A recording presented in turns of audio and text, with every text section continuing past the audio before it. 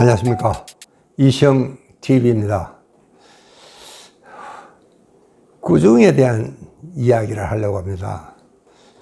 저는 대체로 이 부모 입장에서는 아이들은 꾸중을 해야 옳은 인간이 된다. 이게 아마 대체로 갖고 있는 부모님들의 기본적인 생각인 것 같습니다. 그러나 사실 꾸중보다 더 중요한 것은 그 부모의 구원입니다. 여러분, 저는 정말 엄한 아버지 밑에서 자랐습니다. 저는 7남매 둘째예요. 우리 형은 원래 얌전하고 우동생이어서 아버지 꾸중 들을 일도 원래 없었죠. 그러나 저는 워낙 설쳐되는 아이가 돼서 꾸중 들을 일이 제법 많았습니다. 그런데 우리 아버지는 정말 지방의 사대부로서 아주 엄격한 유생이십니다. 그런데 저는 한 번도 아버지한테 꾸중을 들어본 적이 없습니다. 그럼 내가 그렇게 착한 아이냐? 천만의 말씀. 꾸중을 들어도 하루에 10번 더 들어야 될 아이인데도 우리 아버지는 아예 내 쪽은 보지도 않는 것 같아요. 쳐다보지도 않아. 아이, 뭐 상대를 안 하는 건지, 저는 아주 포기해버린 건지. 그리고 들어는 칭찬 들을 일도 들어는 했죠. 들어가지고 저업했습니다. 그래도 우리 아버지는 칭찬도 물론 없었고, 꾸중도 없었고. 그래서 다른 형제들은 꾸중도 들었어요. 그저 예외라는 것은 우리 막내 녀석입니다. 이 녀석은 그때 워낙 어리니까. 그래도 아버지 무릎에 안기기도 하고, 의석도 돌고, 아버지 흉내도 내고, 아버지한테 정말 참 사랑을 독차지했죠. 그 이외의 형제들은 아버지한테 들어 야단도 받기도 했는데, 나한테는 우리 아버지는 아예 거들도 보지도 않고 그냥 내버려뒀어요. 그럼 완전히 방임이냐? 방임도 아닙니다. 여러분, 방임이라면은 내가 그렇게 무서워할 일도 없겠죠. 저는 세상에 무서운 게 아버지였습니다. 저는 아버지 기침만 하면은 가슴이 철렁 내려앉았고, 저는 항상 문간에 앉아 있었습니다. 아버지가 뭐라고 하면 달아날 기세로 항상 그런 참 간격을 유지하고 살았습니다. 여러분, 내가 얼마나 정말 아버지를 무서워했겠습니까? 자, 그런데 제가 한 가지 재밌는 이야기를 드려야 되겠습니다. 우리말로는 궁디 큰 가시나 사건이었습니다. 우리 앞집이에요. 참 아주 여학생이 예뻐요. 저는 그 아이를 무척 좋아했습니다. 근데 이 아이는 놀러도 잘 안 나와요. 근데 그날 어쩌다가 나왔어요. 근데 우리가 이제 술래잡기를 하는데 이 아이를 잡느라고 하는데 넘어졌어요. 그렇게 넘어지는 소리가 쿵 하고 소리가 커요. 그래서 내가 가시나 궁대로 저가 크다. 내가 그랬어요. 사실 이것은요, 저 나름대로는 이게 사랑의 고백이었습니다. 그런데 이게 그렇게 큰 사건으로 비화가 될 줄을 누가 알았겠습니까? 온 동네 아이들이 다 이 아이만 나오면은 그 별명을 부르는 겁니다. 여러분 한번 생각해 보십시오. 세상에 이보다 더 창피한 별명이 어디 있겠어요? 이 어린 소녀에게. 나도 이게 사태가 걷잡을 수 없이 커졌습니다. 언젠가는 오겠지 기다리고 있었는데 과연 엄마가 그 우는 아이 손목을 잡고 우리 집에 나타났습니다. 이놈아, 얘 궁디 봤나? 치마를 막 들치면서, 아이고, 이 아이는 막 죽겠다고 울고 하는데도 엄마는 막무가내입니다. 그래, 저야 죽은 신용을 하고 섰죠. 그러나 사실 무서운 것은 그 엄마는 아니었습니다. 바로 저기 청마루 끝에 앉아서 신문을 보고 계시는 아버지한테 이 소리가 들어가면 어떻게 되겠어요, 내가? 나는 죽었죠, 반. 근데 이 엄마도 그걸 잘 아는 겁니다. 아버지 들으라면서 일부러 더 큰 소리로. 정말 큰일 났다. 근데 드디어 이제 우리 엄마가 참 항상 하듯이 손이야 발이야 빌고 또 나를 몇 차례 때리는 신용도 내고 이러고 이제 겨우 사태가 끝났습니다. 그러나 사태가 끝난 게 아니죠.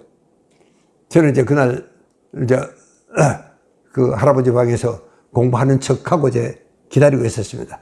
이제나 저제나 이제 아버지가 부르시겠지.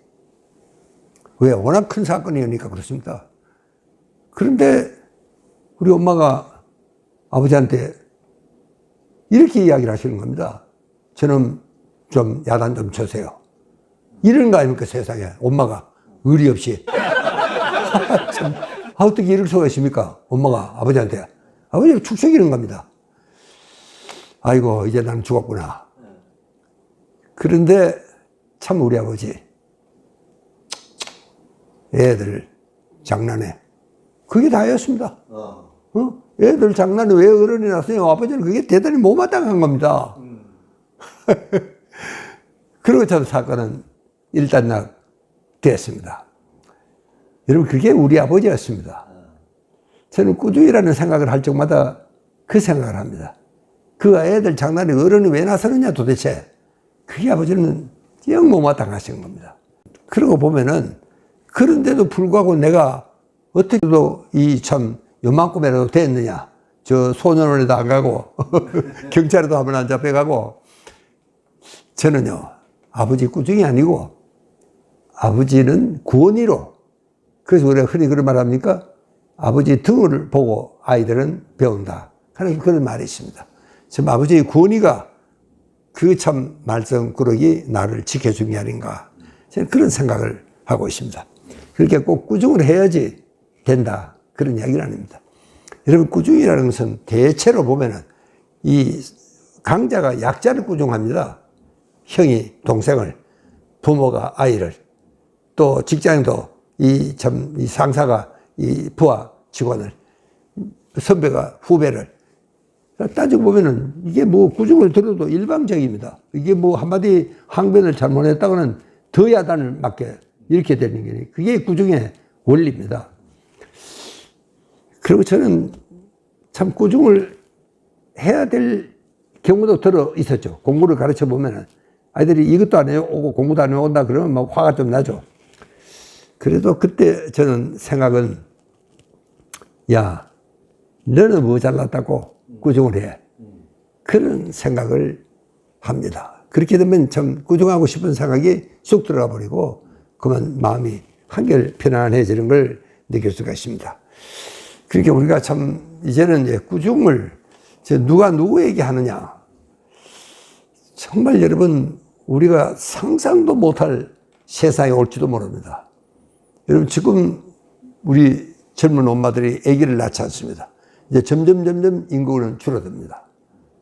그리고 영감님들은 나이를 먹고 젊은 엄마는 아기를 낳지 않고 여러분 그러니까 어떻게 보면은 이게 정말 역삼각형의 인구 구조가 됩니다. 어른은 많고 애는 적고 여러분 벌써 우리 아이들은 노인을 싫어하는 게 역력합니다. 제가 보기에도. 그러나 거기서 끝나는 게 아닙니다. 이제 조금 더 가면은 정말 노인을 미워하는 시대가 온다는 사실입니다. 제가 이제 한번 이야기했죠. 서울의 어느 명문대 학생들이 부모가 63이면은 돌아가시면 좋겠다. 그런 이야기를 했다고 합니다. 여러분, 저도 사실은 깜짝 놀랐습니다. 여러분, 그때쯤 되면은 어떻게 보면은 아이들의 세력이 더 커졌습니다. 그러면 정말 아이가 어른을 꾸중하는 그런 시대가 올지도 모른다. 저는 요즘 컴퓨터 큰명입니다. 그래서 컴퓨터는 우리 참 젊은 직원들에게 물어볼 수밖에 없는데, 근데 물어도 잘 안 가르쳐 줄 때가 있습니다, 또. 그럼 좀, 이렇게 친절하게 좀 안 가르쳐 주고, 뭐 자기는 아니까, 뭐, 툭툭툭툭툭. 야, 내가 한번 해보자. 나는 안 돼요. 지는 되고. 이런 경우가 지금은 우리가 웃고 지내지만, 그러나 여러분, 이게 이제 오래 가면 정말 어떤 세상이 올지도 모릅니다. 그렇게 우리가 꾸준히라는 걸 함부로 남발해서는 안 되겠다는 생각을 하면서 오늘 우리 아버지 이야기를 함께 했습니다. 감사합니다.